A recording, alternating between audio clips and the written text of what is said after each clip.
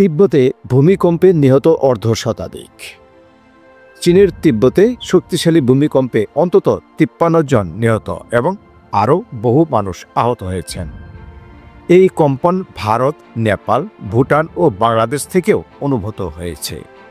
পরে বেশ কয়েকবার পরাঘাত অর্থাৎ আফটারশক হয়। মঙ্গলবার স্থানীয় সময় সকাল ৯টা ৫ মিনিটে এই ভূমিকম্প আঘাত হানে। চীন জানিয়েছে রিক্টার স্কেলে ভূমিকম্পের মাত্রা ছিল ৬.৮। তবে যুক্তরাষ্ট্রের ভূতাত্ত্বিক জরিপ সংস্থা USGS জানায় ভূপৃষ্ঠ থেকে ১০ কিলোমিটার নিচে আঘাত হানা এই ভূমিকম্পের মাত্রা ছিল ৭.১।